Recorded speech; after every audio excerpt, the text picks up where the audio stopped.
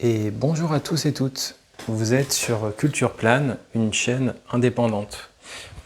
Je voulais faire en fait une petite vidéo qui sera peut-être un peu longue. Comme d'habitude, je ne cherche pas à faire des vidéos d'optimisation algorithmique ou des vidéos où je vais parler de telle ou telle manière, avec tel ou tel rythme pour que les gens restent 1 minute, 2 minutes.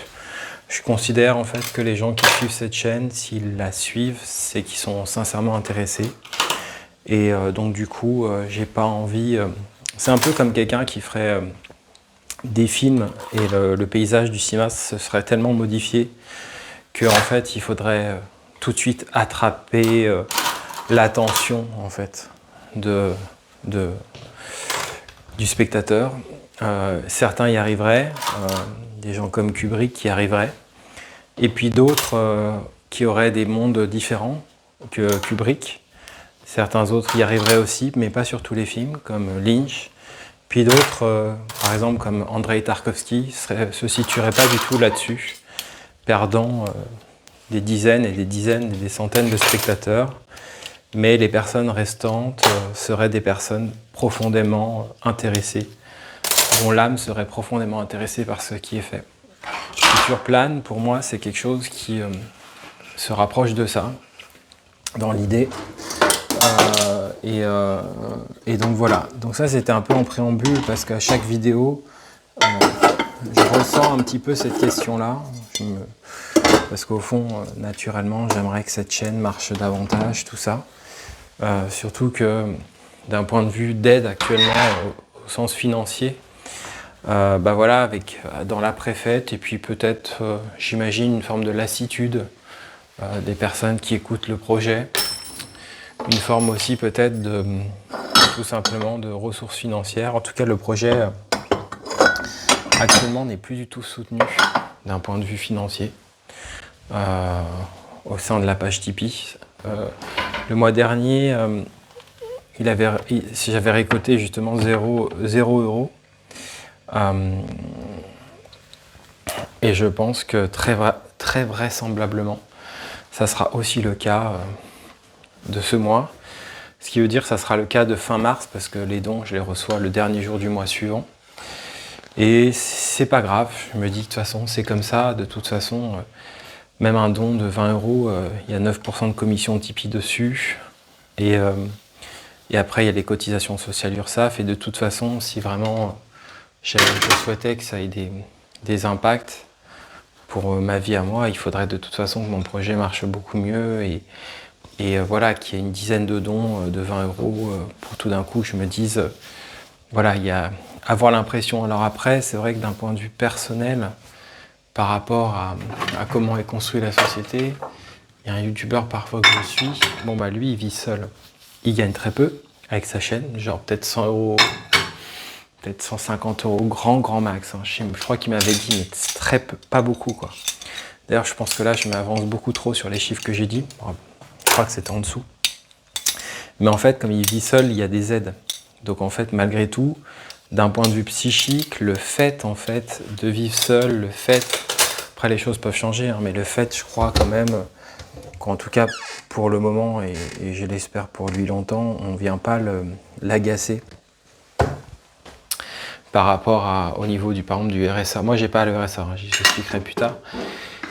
On ne vient pas l'agacer, c'est-à-dire qu'on lui reconnaît une activité d'auto-entreprise et voilà, on lui reconnaît cette activité et donc du coup, je crois qu'il a le RSA et du coup, quand il touche un peu par sa chaîne, il a le RSA moins la prime d'activité et puis j'imagine le logement, tout ça. Et c'est vrai que ça, bah, si vous voulez, d'un point de vue psychique, ça change la donne parce qu'en fait, tout d'un coup, on a quelqu'un, par exemple, qui, je sais pas, il va avoir tel ou tel trouble, telle ou telle difficulté psychiatrique, psychologique, peu importe en fait, hein, d'ailleurs.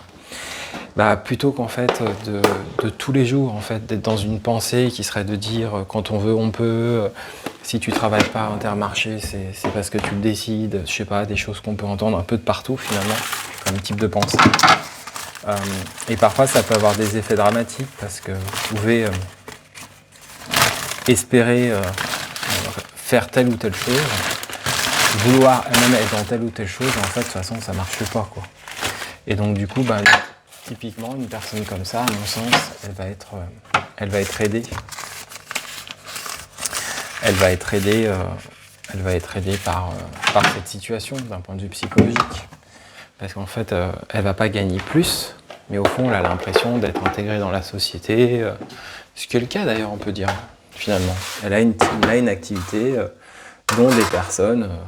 alors après, c'est toujours pareil, il y aura toujours des personnes qui diront « Ouais, tu parles d'activité, mais cette personne-là qui gère telle chose, c'est pas du tout une activité, c'est rien de tout ça, elle ferait mieux d'aller aider un casino, quoi. » Voilà, alors après, le problème, c'est que je trouve que quand on rentre en fait dans cette démarche réflexive, à mon sens, bah en fait, je trouve du coup, faudrait l'élargir sur beaucoup de choses, quoi. C'est-à-dire, d'accord, alors du coup, cette personne qui fait ça,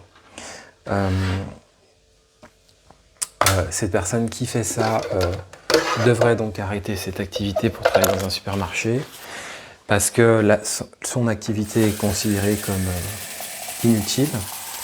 Mais alors, si elle est considérée comme inutile, ne devrait-on pas faire une liste exhaustive, réflexive, profonde de toutes les activités, toutes les sociétés, toutes les startups, en fait, qui à un moment donné ont un rapport inutile, et puis réfléchir éventuellement à toutes les sociétés, à toutes les activités qui abîment psychologiquement aussi des êtres. Du coup, ça permettrait de réfléchir aussi. Quoi, vous voyez ce que je veux dire? Je trouve qu'en fait, il y a des types de raisonnements aujourd'hui qui sont qui sont pas toujours à la hauteur, quoi, je trouve. Et moi, souvent, la pensée un peu évidente, la pensée mécanique, elle me va pas. Elle me va pas, je trouve qu'elle n'est pas suffisante. Et c'est celle qu'on applique le plus souvent. D'ailleurs, c'est pour ça que sur cette vidéo changement de stratégie, moi actuellement, je me suis appliqué un changement de stratégie qui est que j'ai globalement décidé que la plupart du temps, avec la plupart de mes interlocuteurs, parfois famille ou pas famille, mais j'ai décidé de ne pas pouvoir trop échanger. C'est-à-dire qu'au fond, il y a certains sujets où en fait j'estime que c'est des sujets trop profonds. Et déjà, si vous dites ça, on va croire trop profond. Donc on va nous dire, tu es en train de dire que toi tu es plus profond. Alors que c'est pas ce que j'ai dit. Mais au fond, pour moi, l'acte du coup de pensée, de partage de pensée n'est pas possible en fait. N'est pas possible dans ces cas-là. Et du coup, je pense qu'il y a parfois une nécessité aussi par moment donné d'une forme de silence en fait, permettant en fait de protéger certaines choses. Et je pense que par exemple, typiquement, je sais pas moi, quelqu'un dans une famille qui est une youtubeuse, un youtubeur ASMR et qui réussit, par exemple, et qui est dans dans diverses familles, et que je pense que cette personne peut avoir plus intérêt à un moment donné à pas du tout parler de ce qu'elle fait, en considérant pas que c'est quelque chose de caché, c'est juste que c'est quelque chose qui à un moment donné n'est pas accessible, quoi. Ça mènera pas à grand chose en fait, de chercher à créer de la parole dessus. Et je pense que, in fine, cette manière de voir les choses est quand même une manière, à mon sens, qui comporte je pense que ça comporte de la profondeur, en fait, à mon sens. Ça comporte de la profondeur de voir comme ça, de la sagesse aussi, parce qu'à un moment donné, on alloue en fait des types de pensées à certains endroits. Aujourd'hui, ce que je voulais aussi vous dire, c'est que dans cette vidéo de changement de stratégie, je crois que j'ai aussi décidé quelque part... en fait, je trouve qu'il y a beaucoup de violence et il y a beaucoup d'agressivité dans le monde contemporain.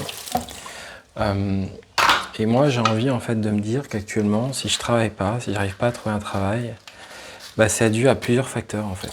C'est à la fois, je pense, le fait que on cherche jamais assez. En même temps, cette explication de chercher jamais assez, je sais que dans mon cas, elle est valide et pas valide parce que j'ai postulé à beaucoup de choses. Que en même temps, je n'ai absolument pas envie de me réinscrire à France Travail actuellement dans les conditions actuelles qui sont les miennes, c'est-à-dire avec un diagnostic de trouble du spectre autistique à 39 ans, un dossier MDPH en cours, une demande de RQTH. Donc, si vous voulez, j'ai pas du tout intérêt à me réinscrire, on me l'a dit d'ailleurs, à ce que ça se passe pas bien avec une conseillère, un conseiller qui ne me comprendrait pas, du coup à partir, et du coup ça nuirait en fait à ma demande par exemple de RQTH. J'ai pas d'intérêt à ça, même si au fond j'ai un intérêt clairement à travailler, mais voilà. J'ai aussi compris que les dizaines très très nombreuses en fait, les très grands nombres de candidatures envoyées ne sont pas utiles non plus, parce qu'en fait à un moment donné, à part une activité en périscolaire, ça me dessert d'un point de vue psychologique, d'un point de vue dépressif. Et en fait, la réalité c'est que la stabilité psychologique c'est énorme. C'est-à-dire à un moment donné, dans une semaine, comment vous vous sentez, quel est votre état, ça va énormément jouer sur un jour si vous tombez sur une vraie candidature, sur un moment donné comment, comment vous allez arriver à comment dire ça, à être à la hauteur de cette candidature, comment vous allez arriver à être à la hauteur en fait tout simplement. Donc en fait c'est vrai que on ne peut pas se permettre dans ce genre de moment d'être trop fragile, j'ai envie de dire psychologiquement. Il faut garder des ressources et quand on postule en fait toute la journée ou quand on regarde beaucoup d'offres, en fait, franchement c'est épuisant, c'est voilà. Je pense aussi que par rapport aux ressources que j'ai, par exemple mon master en art, la réalité c'est que très concrètement aujourd'hui, enseigner pour moi les arts plastiques en collège en tant que contractuel, c'est vraiment difficile avec le parcours que j'ai eu ces dernières années. Le fait d'avoir enseigné pendant l'année du Covid et une fameuse année extrêmement difficile reliée à l'éducation, assez traumatique, que j'ai un parcours personnel qui n'est pas toujours simple, qui a été marqué par mon diagnostic du trouble du spectre de l'autisme, que la situation des contractuels, elle est loin d'être évidente, que la situation de l'enseignement au collège, elle est loin d'être évidente. Et donc pour moi, là aussi, il y a une forme de stratégie qui a envie de se dire, en fait, je fais pas rien, je suis pas que attentiste. Moi, chaque semaine, j'ai au moins une nouvelle candidature quelque part, mais elle n'est pas non plus, c'est pas l'idée, comme on dit souvent, d'être marathonien, mais un peu dans le sens où il y a quand même à un moment donné cette idée de me dire, voilà, là il faut peut-être à un moment donné que tu protèges un peu ton énergie, tes forces, pour justement mieux réussir en fait. Mieux réussir, et être plus à la hauteur. Je vais rencontrer par exemple dans les semaines à venir un centre médical prouvant dans un certain sens, pour être honnête avec vous, soit des souffrances réelles que j'ai, soit, bon, en l'occurrence là c'est plus relié à mon diagnostic. Mais vous voyez, j'en parle de manière, comment on pourrait dire ça, avec précaution, parce que en fait, moi, ce qui m'a beaucoup frappé dans ce diagnostic, suite à ce diagnostic, alors que j'avais rien demandé, c'est comment en fait il y a un paysage médical qui est extrêmement compliqué et pas forcément sur mon cas, mais je veux dire, les uns et les autres, ils sont pas d'accord, les psys sont en guerre contre ci, c'est un peu franchement le boxon, comme on pourrait dire. Et en fait, quand on est là-dedans, puis quand on est pris là-dedans, en fait, il y a une sorte de violence en fait ressentie par rapport aux soins qu'on attendrait. Et surtout que quelqu'un qui est un peu sensible, moi en tout cas je me sens comme ça, je suis pas du tout en train de revendiquer des choses du genre tout s'explique par le TSA ou pas du tout quoi. Et en fait, la réalité c'est qu'à un moment donné, il faut quand même accorder la part juste aux choses. Moi par exemple, je sais que quand je me balade, les endroits où il y a de la foule, les endroits où il y a des choses sensorielles particulières, c'est objectivement difficile pour moi. Est-ce que pour autant ça veut dire que je peux pas travailler en open space ? Pour moi, ça va dépendre. Quelle est l'équipe ? Quel est le cadre de travail ? Quelles sont les tâches ? Est-ce que c'est une scope ? Comment ça travaille ? On peut pas penser les choses tout le temps simplement, en fait. Je suis pas en train de dire il faut toujours penser les choses de manière complexe, mais on peut pas, clairement, on peut pas tout le temps tout penser de manière simple. Moi, je trouve que c'est pas bon, c'est pas possible, en fait. Et puis, idéalement, c'est vrai qu'il faut penser un peu parfois au cas par cas. Donc c'est ça que je voulais vous dire à travers cette vidéo, c'est que oui, à travers ça, j'ai un changement de stratégie culture, c'est de me dire, voilà, culture, c'est un projet indépendant. Moi, j'ai décidé que sur toute l'année 2026, je vais continuer de payer mes 20 euros. En fait, je paye un service qui coûte un peu plus de 20 euros d'auto-entreprise, parce qu'en fait, ça m'évite en fait de le faire moi-même par l'URSSAF, ça me facilite beaucoup les choses en fait, ça m'enlève beaucoup de stress aussi. Et donc du coup, voilà. Avant, quand je recevais ce don de 20 euros ou d'autres dons, c'est vrai que ça m'aidait par rapport à ça, très clairement. Mais après, je me dis, voilà, c'est pas grave, c'est ok. En fait, les gens, ils donnent ou ils donnent pas, selon leurs possibilités du moment. Et moi, au final, c'est vrai que ouais, j'ai envie de... Comment dire ça ? De me dire que au fond, j'ai besoin de continuer mon projet parce qu'en fait, c'est quelque chose qui me fait du bien. C'est quelque chose qui est positif pour moi. Et donc, du coup, je ressens le besoin de le continuer, en fait. Mais c'est vrai que, pour le moment, je suis conscient que tant que j'aurai... Et je pense que ça n'arrivera sûrement jamais, peut-être, mais tant que j'aurai pas une vidéo qui donne l'impression d'avoir une utilité, entre guillemets, publique ou communautaire, je sais que je n'aurai pas de soutien nouveau. Après, il peut y aussi avoir la question de la durée, c'est-à-dire si je suis vraiment endurant et que ma chaîne, j'arrive à la faire durer 10 ans de plus, donc j'aurai 50 ans, peut-être qu'à la fin, il y aura 100 euros, 200 euros récoltés parce que il y aura eu un plus grand nombre de gens qui suivraient mon projet. On sera peut-être, je sais pas, moi, imaginons dans 10 ans à 3000 abonnés. Peut-être, on peut émettre cette hypothèse. Après, il y a aussi des données algorithmiques, il y a plein de données, quoi.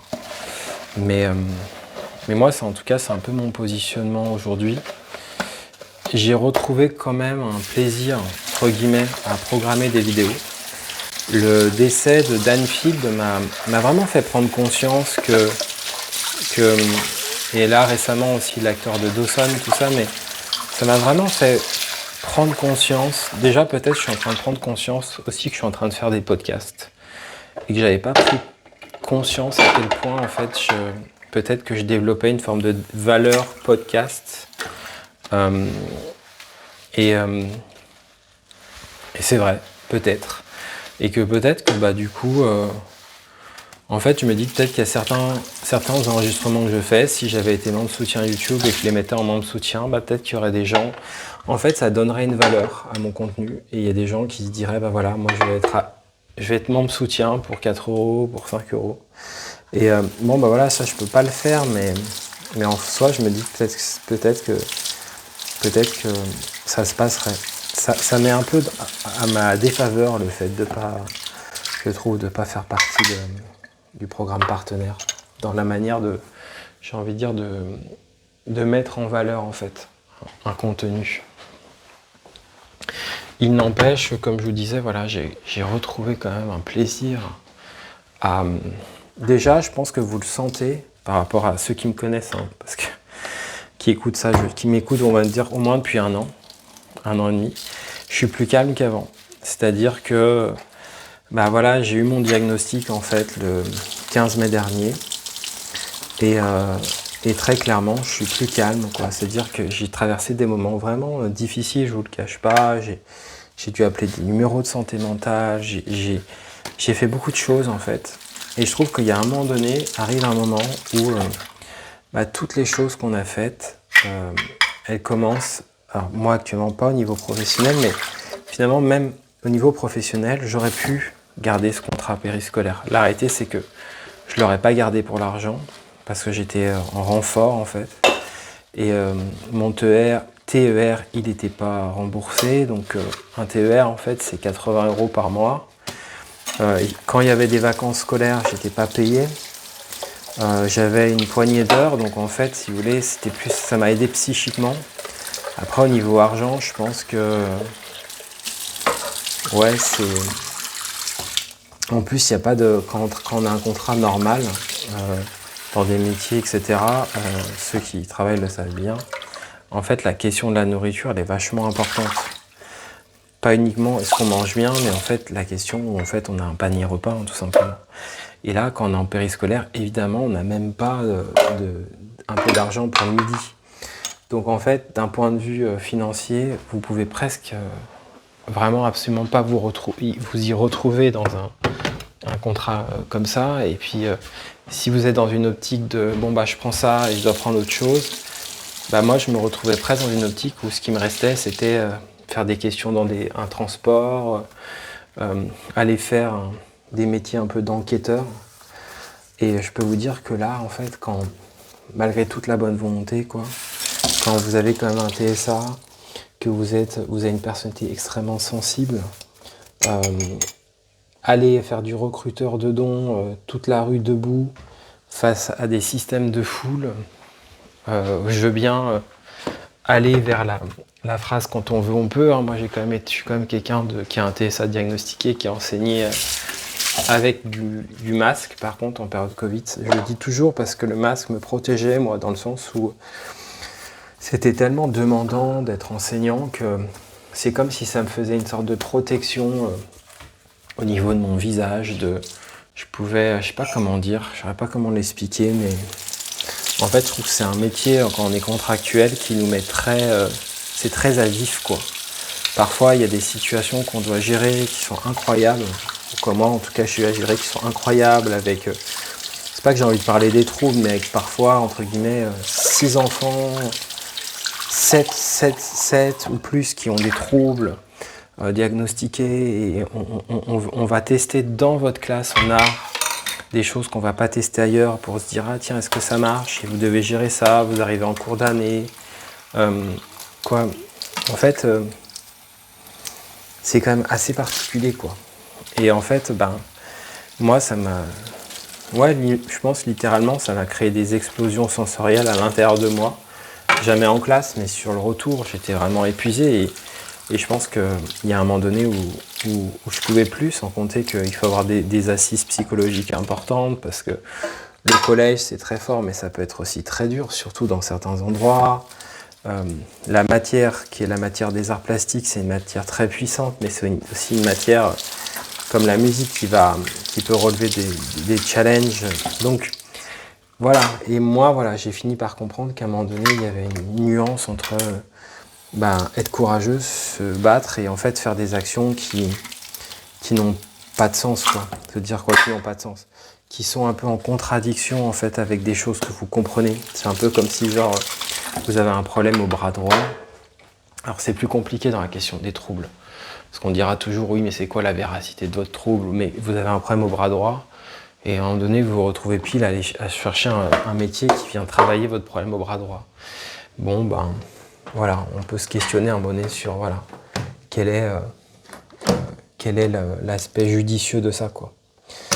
Et donc ouais, moi j'en suis aussi un peu là, c'est-à-dire de me dire, de penser en fait, bon, par rapport à la chaîne, moi je me sens quand même encore une fois malgré tout assez reconnaissant des personnes qui ont soutenu cette chaîne. Il y a eu une époque particulière aussi qui font que des personnes l'ont soutenu en instant T et j'aurai toujours une forme de reconnaissance de ça. Après, moi, de la même manière qu'il y a des gens qui sont autonomes dans ma chaîne, par rapport à ma chaîne, c'est-à-dire qu'ils ne répondent pas forcément aux commentaires que je mets en réponse, ils ne likent pas forcément, moi, je trouve que moi aussi, je peux me sentir autonome, en fait, par rapport à ça. Répondre, pas répondre, remercier, pas remercier, de faire un peu comme on ressent à l'intérieur de soi, parce que la plupart des gens le font. Donc pour moi, par rapport à la chaîne, je pense que j'ai trouvé une forme d'équilibre, et c'est vrai que je parlais donc de Dan Field, et donc à travers ça aussi l'acteur de Dawson récemment, et je vous parlais aussi de l'histoire des podcasts, et c'est vrai que c'est comme, voilà, je parlais de mettre en avant son contenu, c'est pareil, je suis pas bon là-dedans. Si j'avais un contenu Patreon, mais encore faudrait-il que j'ai l'impression qu'il y ait une vraie communauté d'écoute, mais je pense que quand même je suis pas bon là-dedans. Je suis pas bon dans la capacité en fait à mettre en valeur les choses que je fais, je pense que ouais, je pense que je suis pas bon sur ces choses-là. Je pense qu'il y a des gens qui sont vraiment bien meilleurs que moi. Et ça, je suis mauvais sur ça, c'est sûr. Mais il n'empêche qu'en tout cas, le départ de Danfield, ouais, il m'a vachement fait prendre conscience, même si je ne le connaissais pas au départ. Mais que voilà, en fait, notamment sur YouTube, même quand on est cinéaste, on peut préparer un montage de film et en fait, notre vie peut s'arrêter et le film sort. Voilà, et c'est pareil sur YouTube, quoi. Vous pouvez très bien programmer des vidéos et puis en fait, quand elles arriveront, vous ne serez plus là. Mais du coup, je trouve que ça dit l'importance, ouais, de réfléchir aussi à la notion du fragile, en fait, du fragile de la vie, du précieux de la vie. Et moi, en fait, je suis très sensible à ça, sans partir dans des choses mystiques, un peu bizarres, tout quoi pour moi, mais j'ai une sensibilité, au fond, je pense à ces questions-là. Et donc, comme je disais, ouais, comme vous avez pu le constater, je pense que vous avez dû voir que, pour ceux qui me connaissent un petit peu depuis un an et demi à travers la chaîne, je me sens, c'est vrai, un peu plus serein. Ça ne veut pas dire que parfois j'ai pas des moments d'inquiétude. Là, faire cette vidéo, ça me permet de faire ma vaisselle, de mettre des mots, de réduire un peu parfois cette difficulté du quotidien sur la question du travail. Et en même temps, voilà, j'ai envie ces temps-ci de penser que me concernant, il y a un espoir de nouveau de trouver quelque chose, peut-être. Peut-être. De me dire, voilà, c'est peut-être possible que tu trouves à un moment donné, pas quelque chose de très très bien, mais au moins j'ai envie de dire une situation. Quelque chose qui ferait que... Mais pour le moment, je vois pas encore comment trouver. J'ai fait des tentatives, mais qui marchent pas. Il y a des choses que je trouve qui sont très déprimantes, mais c'est vrai l'idée un jour de me dire, bah voilà, peut-être qu'un jour, tu auras un endroit où tu iras travailler tous les jours, qui sera pas aussi stressant qu'un contrat de prof, qui parfois posera pas autant de problèmes éthiques que certains studios de jeux dans lesquels j'étais, au sens où parfois il y avait quand même des choses où, par exemple, si vous faites un jeu très guerrier, c'est dur d'aller travailler sur ça tous les jours, parfois sur un contexte international ou je sais pas. On met des choses comme ça. Moi, c'est plus quelque chose, ouais, comme un peu dans La vie rêvée de Miss Fran, quelque chose de plus simple en fait que je cherche. Et en même temps, où ma profondeur que j'ai en moi, qui est reliée au TSA ou pas d'ailleurs, ou à plein de choses, c'est ok quoi. C'est ok que je m'en serve pas vraiment au travail. Ça pourrait être un truc un peu périscolaire, mais il faudrait qu'il y ait un peu plus d'heures.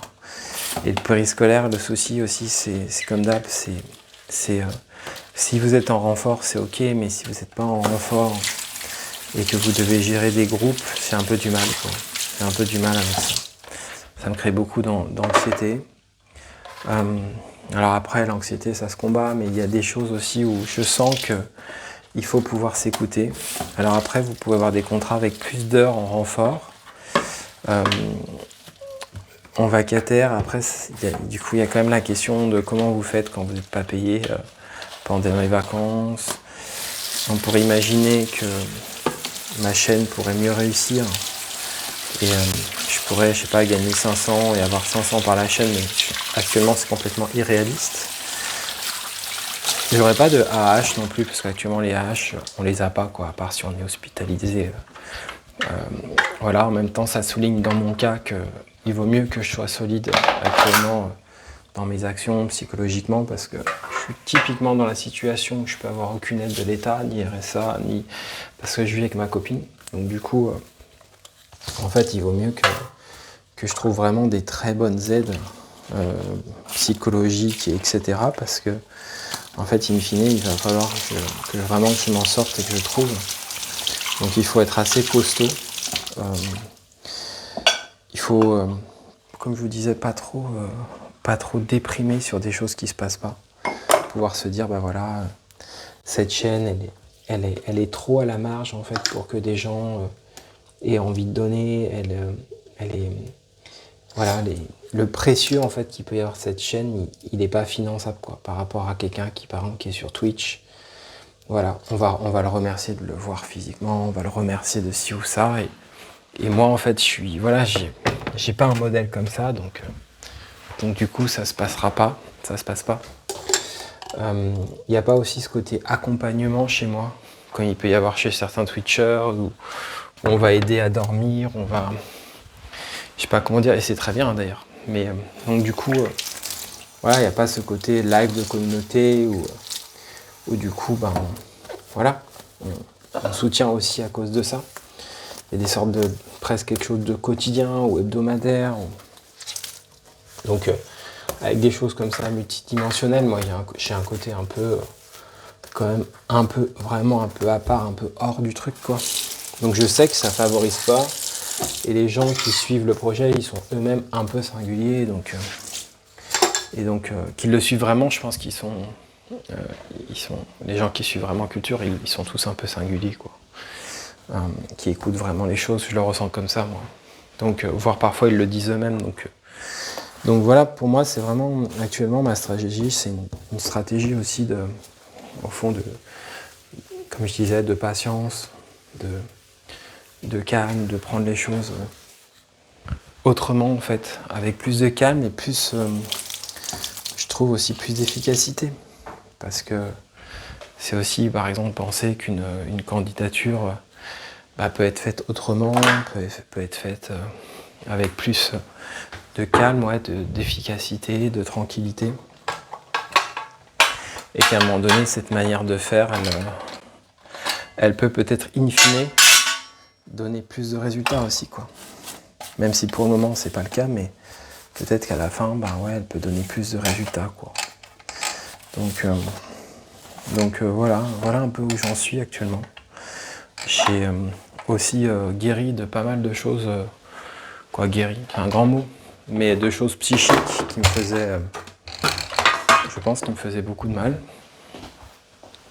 Et encore une fois, la notion du diagnostic m'a aidé parce que, en fait, ça permet en fait de faire un peu un point sur sa vie et en fait peut-être essayer de comprendre de quoi on est fait, quoi. Genre, c'est quoi les cartes qu'on a, mais je sais pas si c'est la bonne expression pour moi, mais les cartes en main qu'on a, mais peut-être plus de quoi on est fait, de qu'est-ce qui revient, qu'est-ce qui est présent depuis longtemps, et comment on peut peut-être accompagner ça. Le fait aussi de guérir permet à un moment donné je trouve, de poser plus lucidement les problématiques, de se dire alors, c'est quoi mes problématiques, peut-être de les détacher ou de mieux les comprendre aussi par rapport à une expérience de vie. Je pense que ça aussi, c'est assez utile, assez fort. Voilà en tout cas un peu ce que je pouvais vous dire dans cette vidéo. N'hésitez comme pas à soutenir la chaîne, comme je vous le dis, via Tipeee. Le lien est dans la section à propos. Franchement, ça aide considérablement psychologiquement sur plein de plans, même si c'est des petites sommes. Moi, je sais que ça m'aide énormément quand vous pouvez le faire. Et puis si vous ne pouvez pas le faire, de toute façon, comme j'ai dit dans cette vidéo, je suis quelqu'un d'endurant et voilà. Prenez soin de vous, je vous dis à bientôt. Salut!